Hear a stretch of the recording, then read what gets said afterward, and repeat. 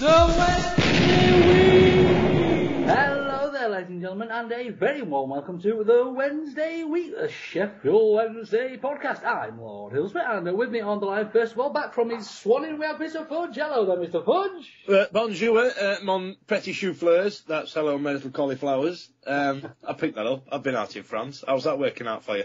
Nobody spoke to me about Chris Waddle whatsoever. Furious. Absolument, monsieur. And of course, on the line as well, we have Monsieur the Beastie. Hello there, Beastie, old boy. How do, chaps? I am cracking and raring to go this week. I'm absolutely full of it after that game at Hillsborough. Beastie, you're always full of it. Well, to be fair, Neil Hargreaves did squeeze some of it out of me last week. Anyway, moving on. I'll say, is this what happens when I'm not here? Bloody hell. Got to keep that sheen on his nice bald head somehow, you know. So, chaps, let's crack on with some football. And it wasn't the best week for the Wednesdays, chaps. A bit of a, well, I wouldn't say a lacklustre performance. We came out swinging, by all accounts. First 15 minutes, I thought we were going to absolutely trounce them. But it didn't take long to turn around. Well, I'll tell you what, look, because I've been away, I completely lost touch with the world. So you guys are going to have to catch me up here. What I did realise, what I did see was, we lost, obviously. Everybody else around us in the league won. And fat Chris Maguire got a run out. Well, let's say a jog out. What happened? What happened, lads? What's going on? Why are we rubbish again now? Is that what it is? Well, yes. Yeah, first of all, because we lost, obviously the internet, that is the font of all knowledge, has decided once more that Bywater should be back in goal. Absolutely. That we need Gary Megson back. Jesus. That Gary Medine is a broken machine. Right. And Lewis Buxton is still wonderful. Trust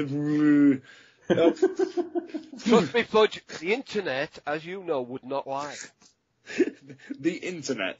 The internet would not lie. So hang on. Wait a minute now. We've had Cardiff, Leicester, Watford, Nottingham Forest, all since that great result against Palace. That's 4 losses on the bounce. Hang on. You really have been away.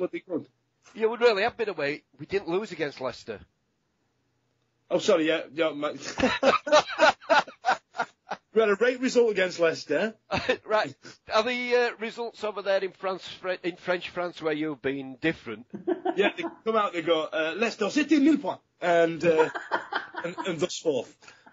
So hang on, yes, we did beat Leicester. So is our form sketchy? Hang on then. So, yeah, we beat Leicester. How are we all of a sudden rubbish again? Because we lost. And as the internet says... They've been pissing it since November. Right. You know, you can go on a run of, I don't know, a dozen games unbeaten. But right. The moment that you lose, right, everything is crap with the world. Right. That's how the internet works. Right? This mythical beast. Yeah, the mythical beast. Not the real one like me. The mythical beast. Internet. The World Wide Web. This is how it works, right? A match of 12 game, a run, put my teeth in. A run of 12 games unbeaten, and you are fantastic. You're going to be promoted. This is the form that we've all been waiting for. And everybody says, oh, I knew all along this had happened. I can't be doing with people like that. And us lot were slagging him off. But you still... Yeah, so everybody's happy, but the moment you lose one, that's it, meltdown. Right? Especially teams around us have won as well. Yeah, and especially if you're at the bottom of the league, still treading water and trying to keep away from the trapdoor, and you're playing top of the league, runaway leaders, Cardiff City. Yeah. This is what you're going to have to explain to me, Beast. How are we now officially rubbish? Everybody else is rubbish. And, I mean, we've lost 2-0 to a team that have been 8 to 10 points clear of everybody else since, I think Malky Mackay said the 24th of November. How has that happened? Well, first of all, you're right. They are the runaway leaders. And if you look at it at face value, we have no right to expect a result against them anyway. Okay. The problem with that is that the actual game were there for the taking because they didn't play like the way runaway leaders. They played like they were getting a really, really squeaky bum, like they were ready to bottle this promotion push at any moment. And we started off really, really brightly. We took the game to them, we were passing it, we were attacking with pace. And I swear to you now that for the first 10, 15 minutes, it were all Wednesday. And I can't remember Cardiff having an attack in that first 10, 15 minutes. And I thought, oh yeah, this is it. This is it. Cardiff, you're going to be paid back for that game at your place where you scraped a 1-0 win over us. And now we're going to show you how much we've improved. But after that little flurry, it just went really, really flat. And I can't describe to you how deflated I felt watching that game, because after that great result at Leicester, I thought, this is it. We've turned a corner. We can take anybody on now. And our players just didn't turn up. And Cardiff really didn't need to do much to beat us. Admittedly, when they got that goal just before half-time, it was a killer time to get a goal.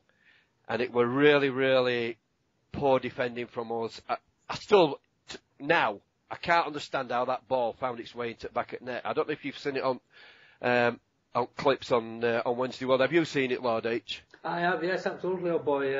Took a bit of a pinball through maybe 8 Wednesday players, and one little tiny tap at the head really tipped it over there. But, I mean, it is something that you're taught at sort of age 5, isn't it? If there's a crowd of players in front of you, just belt it and just sit back and watch it bounce around, really. Yeah, it was just a horrible, horrible goal to concede, especially when you consider that our defence has been so reliable of late. And for them to concede that and look so poor and so shoddy, it was so frustrating.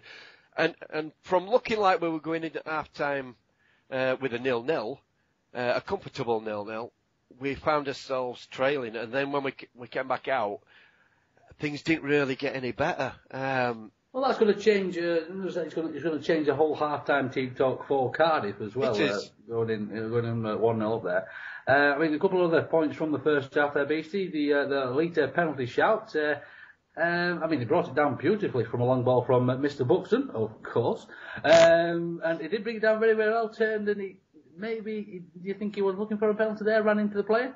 I mean, it was at the opposite end of the pitch from us. We're at the front of the Cop, and that were down at the Leppings Lane, and I haven't had a chance to see it again yet. Obviously, I mean, I jump up out of my seat and shout at Slighty's thing. So, I mean, it makes no odds. If one of our players goes down at box, I'm shouting for a penalty. Every time ball goes out for a throw-in, I don't care who it's come off, I shout for a throw-in. And yeah, from our angle, it looked like a penalty, but, you know, if it wasn't, I wasn't too worried about that. Don't get me wrong, there were plenty of other situations where the referee and the linesman didn't cover themselves in glory. And if I'm honest... That's an understatement. Yeah, well, so in my opinion, they were the worst officials that I've seen for a while. And we've had saying something. Exactly, we've had some really bad ones. And it wasn't so much the individual decisions, it was the lack of consistency throughout the game. It let a really bad challenge on one of our players go, and then literally seconds later, an almost identical tackle would get a free kick to Cardiff, and one of our players would be out having a yellow card. And that sort of thing drives the fans nuts, doesn't it? It absolutely enrages everybody. So, you know, the officials really didn't help. And the Wednesday, well, what made it worse in the second half when they scored the second, the Wednesday fans, the scoreboard had just come up with the old shh. And we were already giddy because it had already done this 3 times, I think, for the Stevenage against the Blades game. So we were all waiting for the score to come through, and obviously I think it was 4-0 at the time. So everybody were cheering just as Cardiff scored their second goal. So all of the Wednesday fans were too busy watching the scoreboard instead of watching the play. Meanwhile, the Cardiff fans were loving it because they were 2-0 up. And the game was just totally gone from that moment. It was just so poor because they were there for the taking.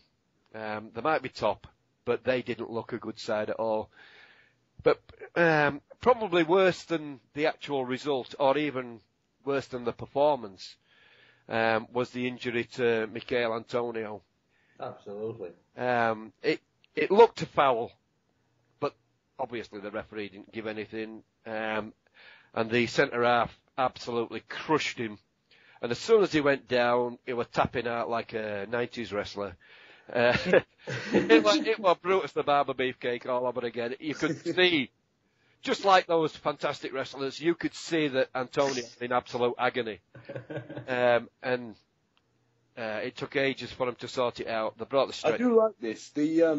I think at the Times, I was reading back through the Twitter feed after I found some Wi-Fi, and it said Antonio riding around in agony. A lot of people saying he's going to be out for ages, and oh my God, he's going to be all right. And then after the game, Dave Jones says something like, "I think he's just torn a ligament. He'll be all right for a bit. Give him a week off." And you kind of think, bloody hell, what was all the theatrics about? Well, I think after the game, Mr. Jones popped onto Radio Sheffield did a little bit of an interview, and it turned out Antonio had popped his groin. Didn't he say he popped his groins? He's popped his groins, yes, because obviously Antonio's that fast, he has two. Much like Tails on Sonic back from the 90s as well. So, yes, and basically said that he does have to wait 48 hours for the blood to clear, which gave me nightmares ever since.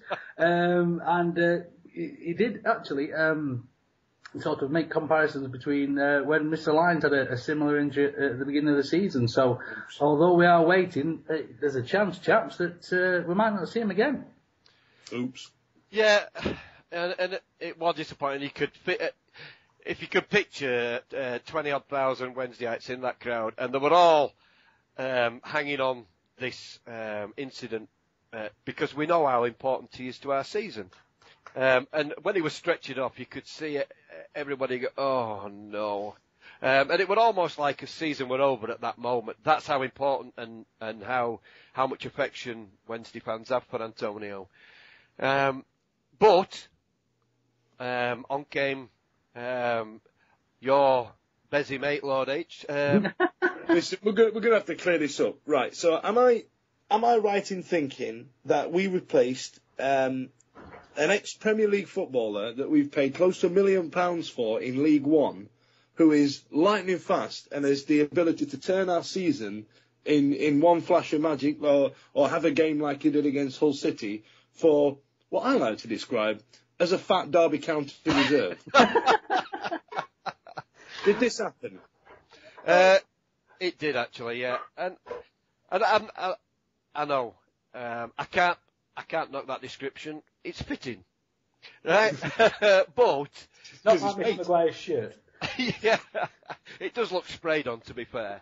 And it does. And then when the letters are stretched that much across his back, so it says Maguire. And it does make his breasts look very, very perky, I've got to say. Which, from where I'm sat at the front row of the Cop, it's always nice to see running towards you. I don't care who it is. Right, it could be any of your supermodels, your page 3 models, but on this occasion it happens to be Chris Maguire. I'm happy enough with that. But to be fair to him, he did well. Did he do well for Chris Maguire, or did he change the game? Right, he was the likeliest threat that we had at that point, from that point, right? And every time he got the chance, he tried to get the ball and he tried to run with it. And he succeeded more times than not. Well, let's put it this way, far more times than JJ did or ever would. Right? And he looked good. The ball was stuck to his feet. He also managed to put in the two best crosses that Wednesday put in throughout the entire game. One from a corner and one straight after. I need to clear this up. Jermaine Johnson, do we like him this week or do we dislike him? Well, let's have a vote. I'll say yes. I've always got to say yes. Got to love JJ. I tell you what it is. Like it kind of. What's the general consensus on the internet, Beast? You run Ours Alive and the Facebook and all that nonsense. What are the fans saying? Do we like him or do we dislike him on there? What's the general outlay? Do they like him because he genuinely adores playing for the club? Or well, what you have to remember is that people on Twitter who tweet to JJ obviously like him because they want him to reply. So they'll be saying, good game on Saturday, mate, even though he might have only come on for a minute. And hang on. Was JJ on with Bruce Forsyth? Good game. It might have been. Well, look, JJ just tweets a load of COD philosophy nonsense a lot of the time, and people saying you played well. I'd love to see, because they changed Twitter last year, and I was a bit annoyed. You used to be able to see what people had said to the person, and do you reckon it'd be more abuse than? Do you know what I mean? I think JJ gets away with more than most of the other players. He has to do something significantly bad in order to get abuse. He's never ever going to get the sort of abuse that the likes of Bothroyd get, or even Medine get. It's just Gary Medine does weather it very well, though. He does. He does now. But he didn't used to, did he? No.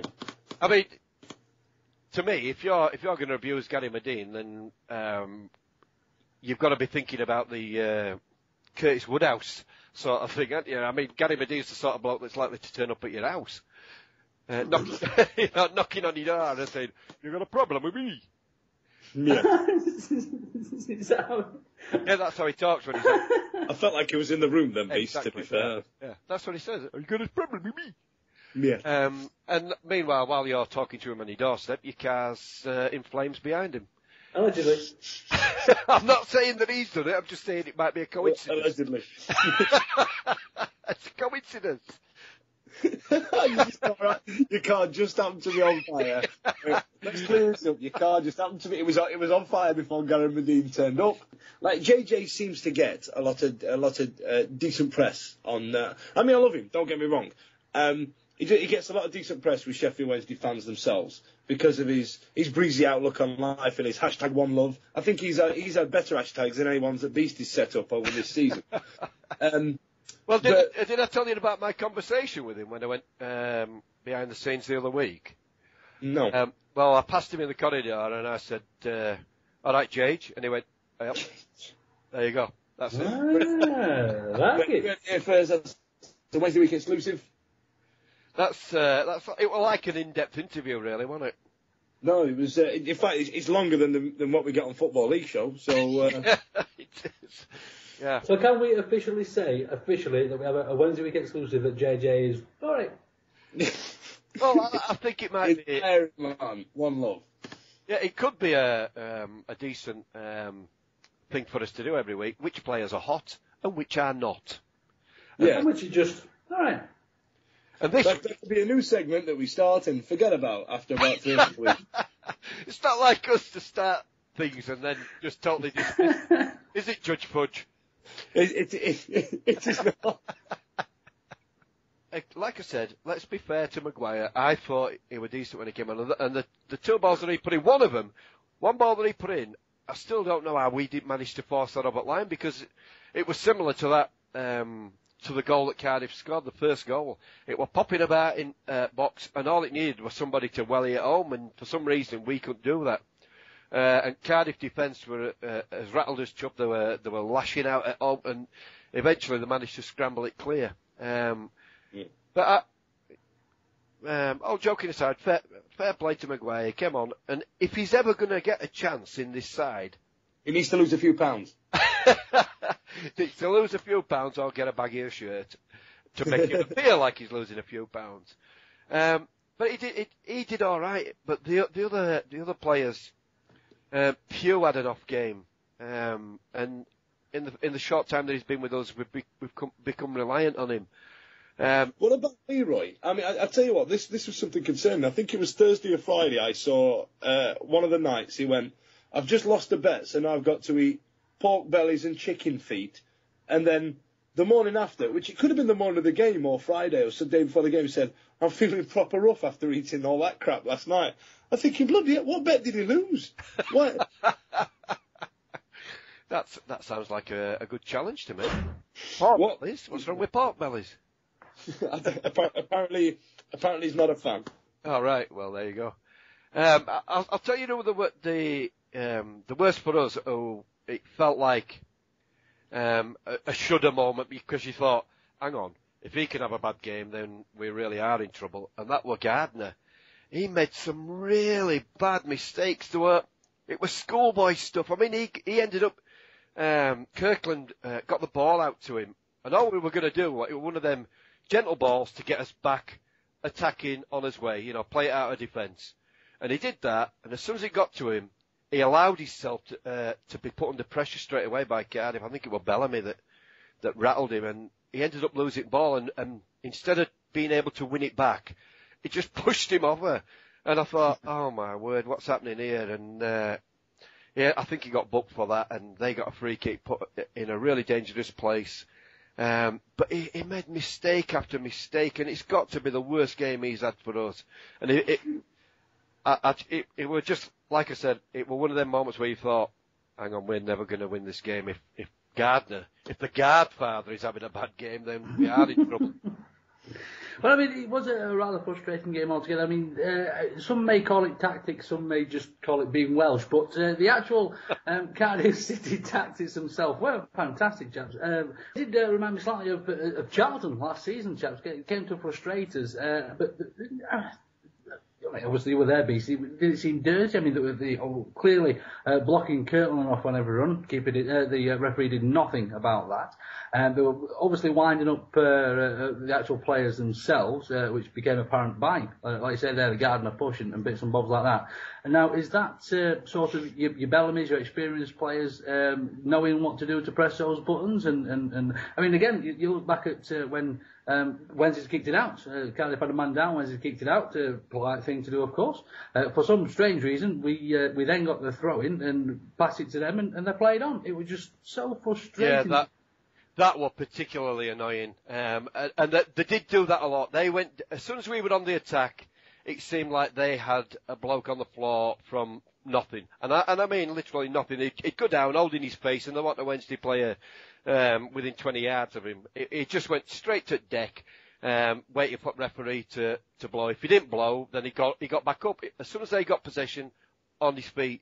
And that, when we gave them ball back and then they just played on, that drove everybody mad. Well, I'll tell you what, just a quick message then to the Sheffield United fans that, well, probably aren't listening. When that happens to us, we don't call for a replay.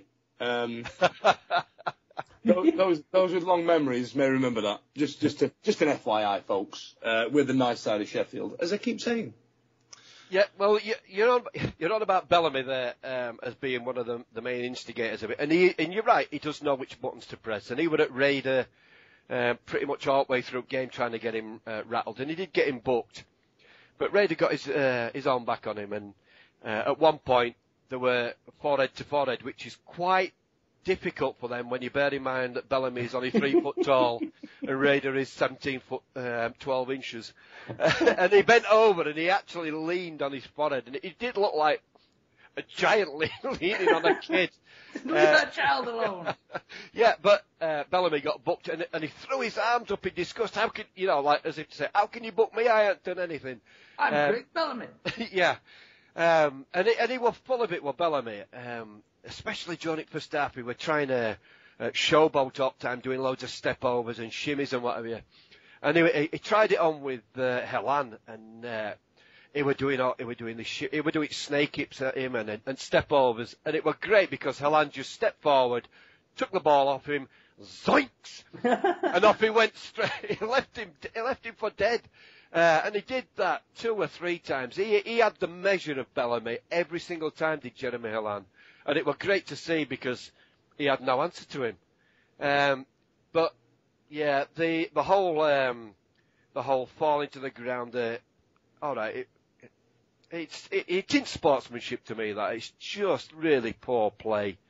And you're right, none of the Wednesday fans were happy about it. And it upset me a little bit because I thought this Cardiff side has got more talent than Wednesday have had in the last 15 to 20 years. You don't need to resort to that. Exactly that, yeah, exactly that, Fudge. You should be able to play us off the park, right? So why are you resorting to this? And the only thing I could come up with is that they are in a situation where they are getting really squeaky bum time, and they they are in danger of Well, bottling it. this is a team, bear in mind, that have effed it up in the last running for a good 5-6 years now. Absolutely. And ironically, it's our manager that took them up there year in, year out doing that, and then they got a new one and did exactly the same, buggered it up in the playoffs. It's what they do. So you can imagine that their fans, just like our fans do in the last 10 minutes, even when we're winning, are getting a little bit, is antsy a word? It is now. All right, let's go with that. You can just, do you know what I mean? You can imagine their fans getting on the team's back saying, Christ, we can't chuff this up. We can't, again, bugger this up like they have done year in, year out. Especially now that in those 5 years, their local rival Swansea, all of a sudden, have become the first Welsh team to play Premier League football, and that must absolutely tear them apart. But I don't give a chuff about South Chuffing Wales. They shouldn't be playing our league anyway. And so chuff them. Just waiting for you to say, get back to where you came from. Yeah. I mean, you've got some mates who are Cardiff fans, haven't you, Fudge? Yes. And I had a couple of words with a few on Twitter after the game, mainly because I was that angry. Not normally, I'm not a sore loser. I don't mind losing if we've been beaten by a better side. But I was so frustrated at this game. I was frustrated at how Cardiff played, the tactics that they resorted to, and that our team had basically not turned up. So I had a little bit of a rant, and a couple of Cardiff fans came back at me, and one of them sort of really took the wee by saying thanks for the 6 points and and stuff like that. But in the end, I did turn around to him and say, look, I don't have a problem with Cardiff fans. They've been through a rough time. They sold the soul, obviously, to play in red.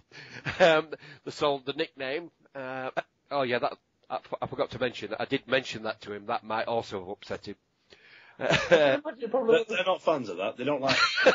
They're not like getting brought I thought up. they had kept the Bluebirds nickname because they're supposed to be called the Red Devils and. No, they're called the Cardiff Red Dragons, aren't they? Yeah, yes, they are. I didn't know if they'd kept the actual nickname. I would think. Basically, just wondering. It's a similar thing with Watford. I mean, obviously Watford are called the Hornets and they've got a moose on the badge. Maybe sometime back in their history they've had a similar situation. Well, I tell you what, the Cardiff have they've kept the bluebird on the badge, but it is under a big red dragon. Yeah, it's a really, really tiny bluebird, isn't it now? Yeah. So I did forget that I did sort of suggest that they'd sold the soul a little bit. It is the kind of thing that you would forget. Yeah, well, it is, that I would forget. So that did wind them up a little bit, and then in the end, I did do a little bit of peacekeeping. And like I say, I don't have a problem with Cardiff fans. They have been through the mill a lot. We're not going to be their favourite. I mean, I think it was 2008, 2009. We were the team that stopped them going up. Well, you mean when we beat them 1-0 in the last game? Absolutely. Yeah. Well, to be fair, they lost out on promotion there by 1 goal, and the week before, or 2 weeks before, they had lost 6-0 to Preston. Perfect, yeah. So I don't think it was our fault. Yeah, I don't think you can really blame us for that. But yeah, so I don't have a problem with Cardiff fans, but I do have a problem with this Cardiff team and how they go about things. Good luck to them up there. I hope the fans really do enjoy the ride because it may not last long. As we've seen with a lot of teams that go up there, they tend to come back down a little bit quick. So just enjoy the ride. I tell you what, Beast, to be fair, you look at the teams up there. You've got Cardiff, Hull, Watford and Crystal Palace. Let's take the top 4, yeah? And let's drop in Leicester there as well. Leicester and Watford have tried to buy the way up to the top. Do you know what I mean? Yeah. Hull City, I can't abide. They seem to forget that they're Hull bloody City. Crystal Palace, I just don't like for obvious reasons. And Cardiff are the ones I don't mind going up. I wouldn't begrudge them going up. Do you know what I mean? They've been there and thereabouts now for a good few years, and I wouldn't begrudge them going up. Do you know what I mean? Yeah, absolutely. You talk about teams that have had. I always feel a bit of empathy with clubs, especially the fans, if they've been through something that similar to what we've been through, and their fans. Yeah, obviously, that goes without saying. Yeah, and Cardiff fans really have been through the mill. So, Yeah, well, I suppose the Hull fans will be saying something similar as well, because they've had a bit of a torrid time, you know, getting locked out of the club and stuff like that. Chuff 'em. Yeah, exactly. Chuff 'em. They're from Hull. They've got worse things to worry about. I tell you, this is a weird story, chaps. Have a listen to this. I used to DJ in a strip bar in Skegness. Long story. Oh, we all. And a lot of the strippers moved up to a strip bar up in Hull. It's only up the road. They were paying better. Well, again, long story. That's going to be nippy up there, though. It was a bit cold, mate. Your nipples would have a day out there. Oh. And the strippers used to refer to it as Hollywood, which I thought was quite a witty name. I thought, Hollywood, brilliant. That makes me laugh, because it's quite tongue-in-cheek, because essentially it's crap. So, I was having a drink down here last week, and the geezer behind the bar, he was more Yorkshire than I was, and like we stand out like a sore thumb down here. To be fair, David Jason's more Yorkshire than you are. So I said to the geezer, "Oh, that's a Yorkshire accent. Where are you from?" He went, "Hull." I went, so being witty, I went, "Oh, you're from Hollywood, are you?" He went, "No, just Hull." Yeah, made me look like a bell end. Cheers, love. Oh. Thanks very much. Just a side, Good old Yorkshire wit. So then, chaps, that just about puts the Cardiff game to bed. All in all, a bit of a frustrating game all around, especially, as you say, we didn't start off so well and it came to somewhat of a damp squib. But not just that, chaps. The day was sort of really finished off by what seems like everybody around and about us all winning as well. Just a stinking effort all round, really. To be fair, though, Lord H, if you look at recent weeks, we've had the run of the green with the results compared to everybody else. So people are probably looking at us saying, "Oh, God, on Wednesday have picked up them points." And I love how open the league. It's so exciting, but it's proper squeaky bum time. But if you look at, let's say, Derby, they're in 13th on 48 points. We're only 4 points off them. Yeah. So 5. 5 points off them, yeah. We're 5 points off mid-table. Now, we've dropped 6 points the last 2 games. You know what I mean? We could be it's so tight. It's ridiculous. And there are teams up in 14th, 15th, 16th that could still go down. I mean, we've said before that what's his face at Bristol City used to be at Forest. O'Driscoll. He's no mug. And Bristol City aren't dead and buried. Wolves, I think, are in banging trouble. Peterborough, they've got out of these situations before. Ipswich, even though they got Barnsley Micking, don't seem to have set the world on fire. We're only 3 points behind them. Blackburn, they're in free fall. Do you know what I mean? At Blackpool, again, they're now playing like Blackpool should do. I mean, Blackpool playing Premier League football, ridiculous. How that even happened, I've no idea. So these teams aren't pulling away. It's not all dead and buried, because as daft as it sounds, like it did on Saturday, the right points in the right places, it could be all change again. And there's 9 games left. Well, how important now is that game in hand that we've got against Millwall? Because they're only on 47 points as well. And obviously they've got a couple of games in hand. But we need to win that game now. Barnsley have also got a game in hand. Right, they're on 37 games, the same as us. But their game in hand is against Cardiff away. Right, now, you look at that. Them 2 games are absolutely key for me. If somehow we can go to Millwall and get a result, that puts us on 46 points. And now I'm convinced that we only need 4 wins to keep us in this division this season. And we've got 4 games against bottom sides. We've got Barnsley, Bristol City, Ipswich, Peterborough. If we can win them 4 games, as far as I'm concerned, we're safe. But anything else is a bonus, and that Millwall game is absolutely vital for us now. Exactly what you're saying there, Beastie. And again, that the Millwall game that you're looking at, I do believe that's the weekend before they've got their trip down to Wembley as well. So maybe they'll be keeping half an eye on that if they're sort of all done and dusted with the league at that point. And they're looking at that cup run that they're having at the moment. That could really go in our favour. Well, let's not forget as well, though, that Barnsley's next. Yeah, it is. Well, look at this. I was talking to my youngest partner, who's a dingle, and he was telling me that out of their remaining 9 games, they have to play Cardiff, Hull, Crystal Palace, Forest, and Leicester. Now, that's 5 of the top 6. That's 5 of the top 6. Cardiff and Forest are away. I don't know about the other ones, but those 2 are definitely away. Now, as good a run as they're on, you've got to be grateful that they've got those 5 games to come, because one thing you can guarantee is none of those 5 teams are going to want to let up, either. And they'll all be desperate to get the points and make sure they finish at the worst in the top 6. But because those top 2 places are still up for grabs, they're going to be battling like hell for them points. So, unfortunately for our near neighbours, it could be curtains for them. Well, let's have a look at our fixtures, for example. Barnsley, then Bristol City, Blackburn, Millwall, all 6-pointers, all worth 6 points to us. And yeah, I'm excited. There's 9 games left, and half of them are round about us. Do you know what I mean? We're not waiting on, oh Christ, how's Peterborough got on this week? How's Ipswich got on? We're playing them. Do you know what I mean?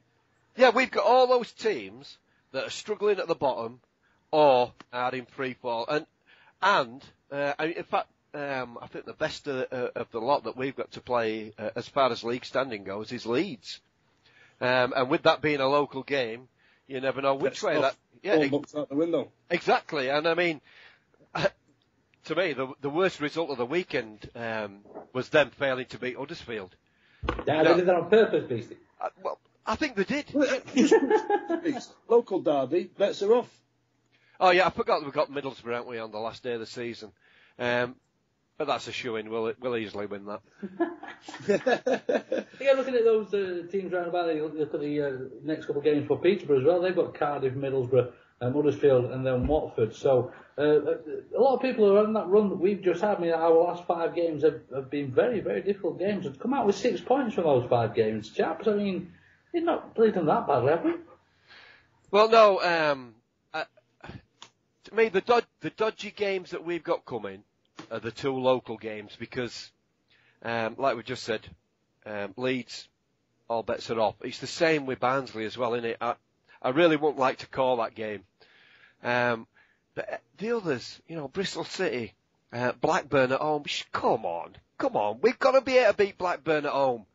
I was so disappointed when we got beat at their place because they're absolute garbage. Millwall away, we've talked about that. Leeds away, we've talked about that. Blackpool, come on! They are rubbish. They're another one of them that's in free fall. Right, it's Paul Ince. Right, Paul Ince has taken... How much are they scraping the barrel if they're willing to settle on Paul Ince? Right? Paul Ince falls in that same category I mentioned the other week. How do these people get managers' jobs? Graham Souness. Do you know what I mean? Who's the other one? Groden Strachan. Who gives these people jobs? Paul Ince. Who the bloody hell? Why? But it's great for us. I don't get chuffed. As long as it's So then, chaps, let's put this terrible week for the Wednesdays to bed. Let's look at some of the other Wednesday news from this week. First of all, Mr. Bothroyd's been in the press, chaps, letting us all know that he wasn't terribly didn't really enjoy his time at the Wednesdays. Well, you know what? We weren't terribly keen on him ourselves, were we, boys? Yeah, Jay Bothroyd doesn't like us, and I'm going to start a new feature here. Fudge's Give a Chuffometer. Let's do it right now. It's a 0, chaps. Stay tuned for more Give a Chuffometer in future weeks until we forget about it. To be fair, I like Jay Bothroyd. I got it, yeah. Wait a minute. You were the one. I'm going to pull you up on this, Beastie. Week in, week out, you say you lot were slagging him off, and I was always sticking up.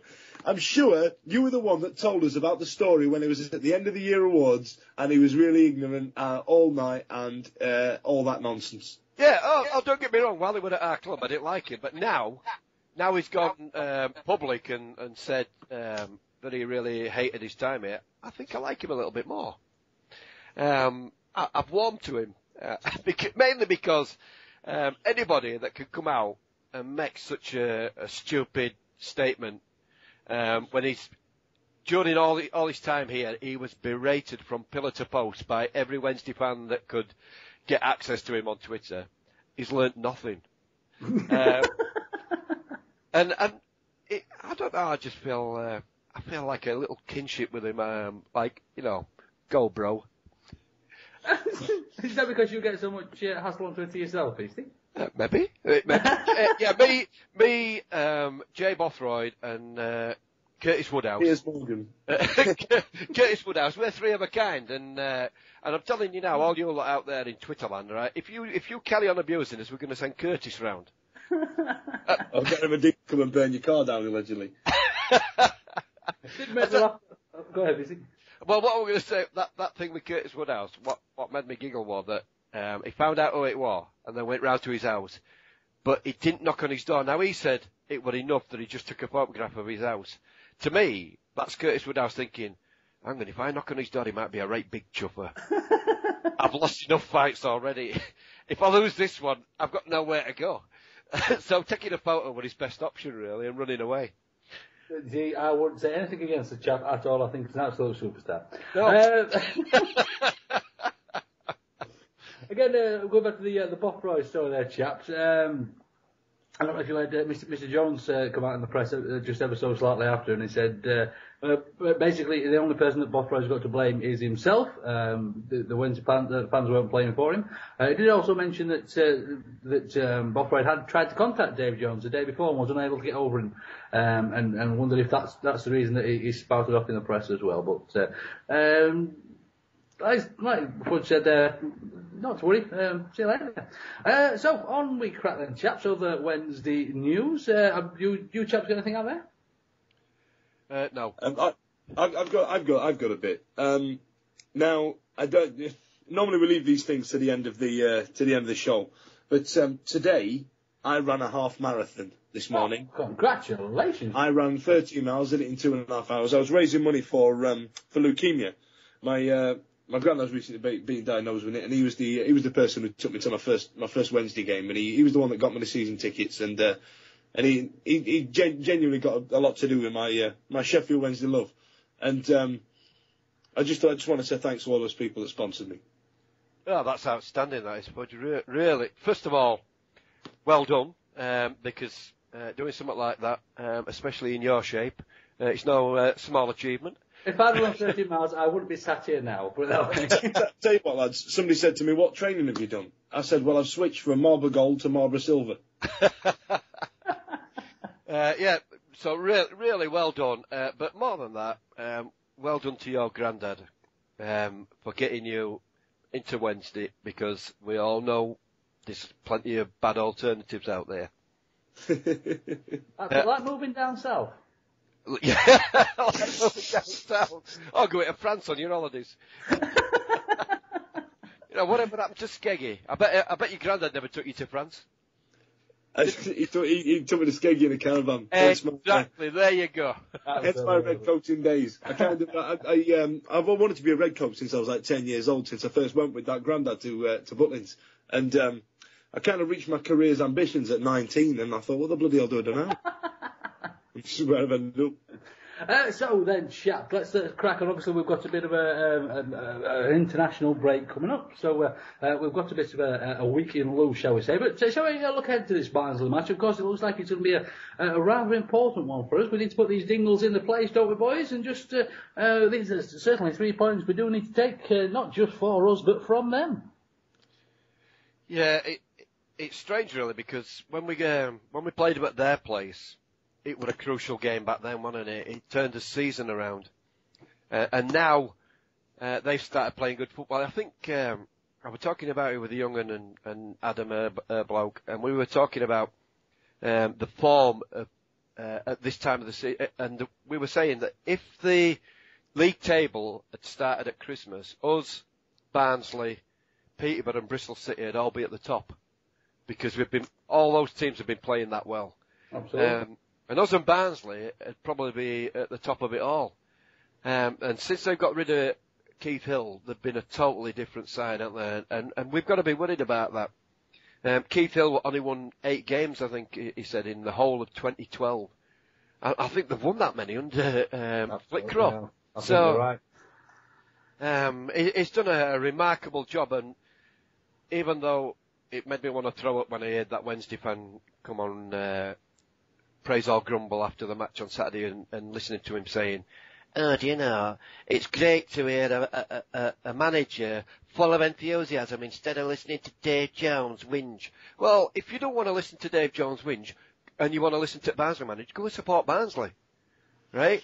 We don't. It's people like you whinging about Wednesday that we don't want. We've got to lift us game. We've got to lift us game after this Cardiff defeat, and really get the crowd behind us. And there's no reason why we should fear Barnsley. Let's put them back in the place, and get back on a run to end the season. When you look at how they've been playing as well, especially just recently, of course, they've got Cog over there at the moment, who, in all intents and purposes, has been playing very, very well over there, chaps. I mean, it was obviously a decision that we were a little bit worried about when he first went over there, but do you think that's a big one that we're going to rule there, Fudge? I mean, I assume that he won't be playing against us, but we've seen what he can do when he wants to. I tell you what, this week's when we sent Clinton Morrison to Brentford when we were in League One. Why I don't understand why 2 teams in the close proximity to each other in the league are sending players to each other.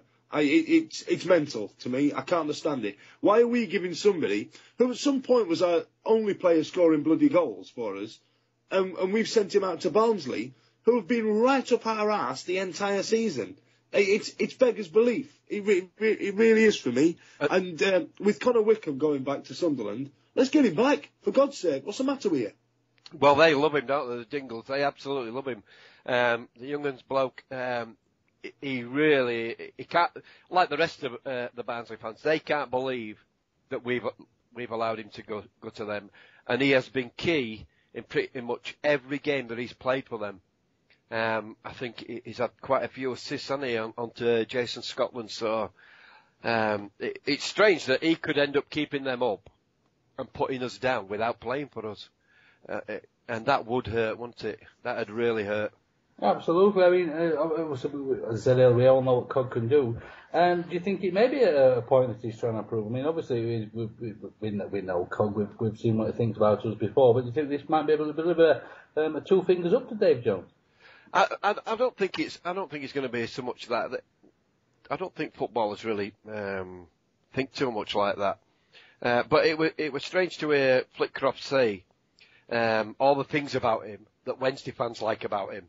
That he's big, he's strong, that he holds the ball up well, that he allows other players, he holds the ball up until they come into play, and he helps them. It's not about the goals that he scores, it's about his link-up play and about what he brings to the team. You can't help but think that that's something that we've been missing, can you?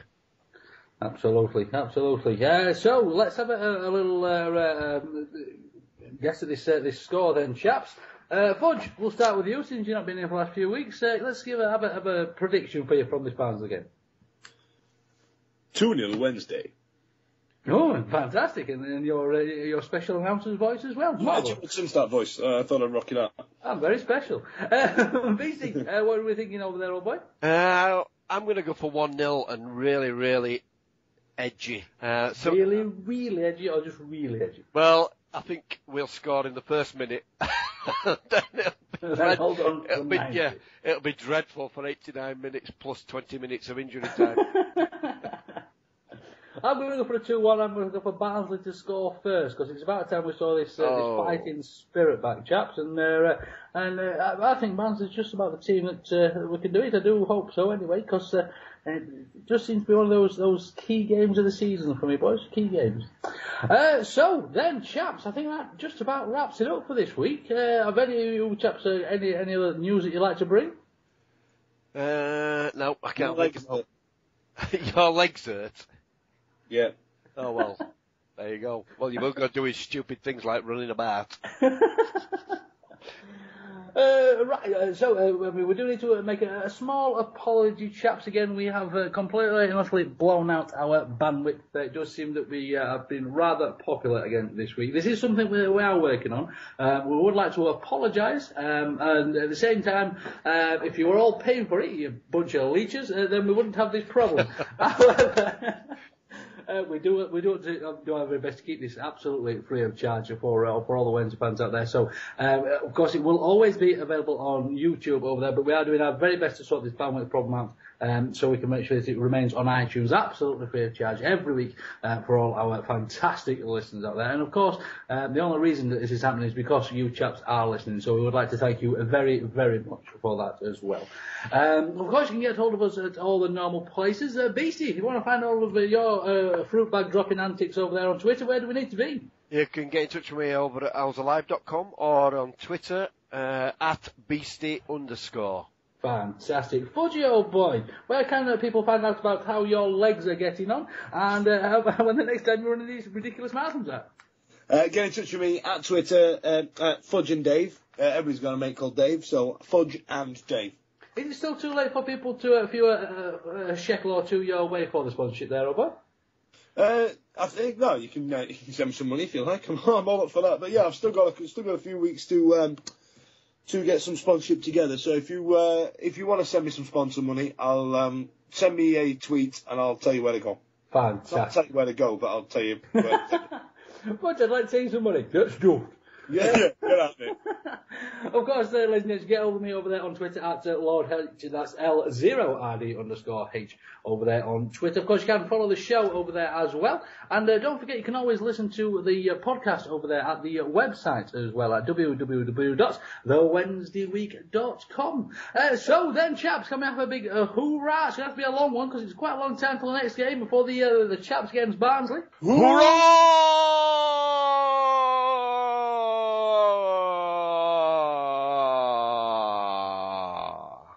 That should just about last us a week.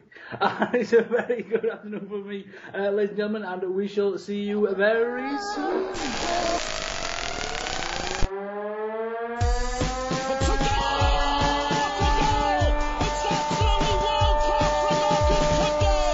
There's a chance here, a great save.